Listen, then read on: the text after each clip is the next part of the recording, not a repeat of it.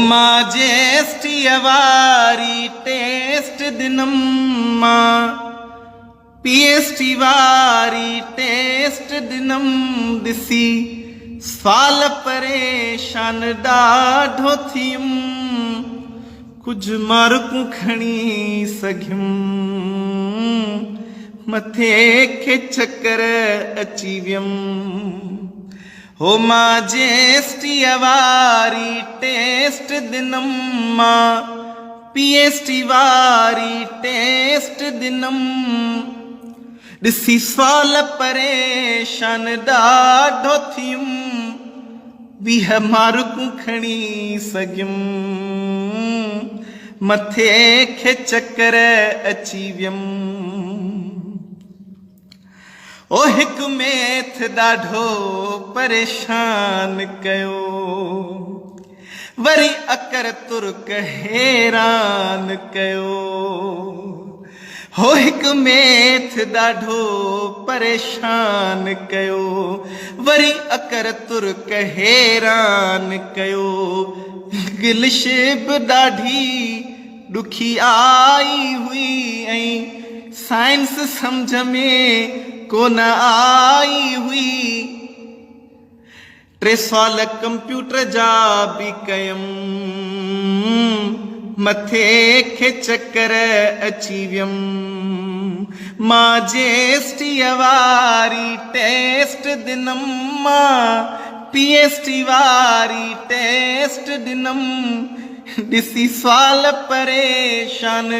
ॾाढो थियुम 20 मार्कूं खणी सघियुम मथे खे चक्कर अची वियम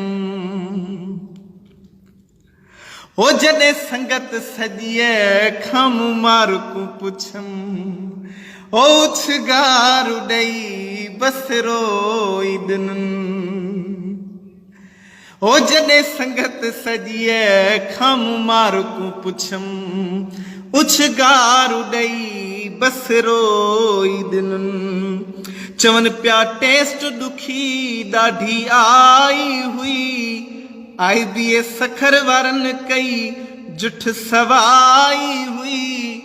थधा साह पिया सॾका भरनि मथे खे चक्कर अची वियनि ओ माजेस्टी वारी टेस्ट दिनम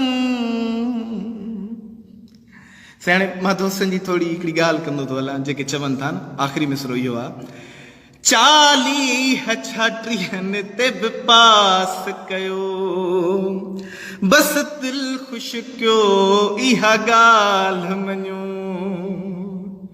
40 छात्रियनि ते बि पास कयो बस दिल ख़ुश कयो इहा ॻाल्हि मञो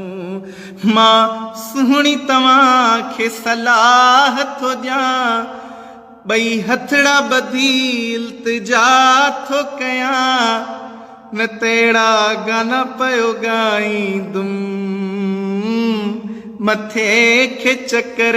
अची वियम माजेस्टी वारी टेस्ट दिनम मां पीएसटी वारी टेस्ट दिनम ॾिसी सवाल परेशान ॾाढो थियुम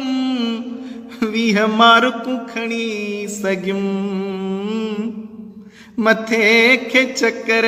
अची वियम महिरबानी दोस्तनि जूं जे पसंदि अचे त लाइक ऐं शेयर ज़रूरु कजो ऐं मां आख़िर में कुझु दोस्तनि जो त 30 ऐं 40 जो ज़िक्र ज़रूरु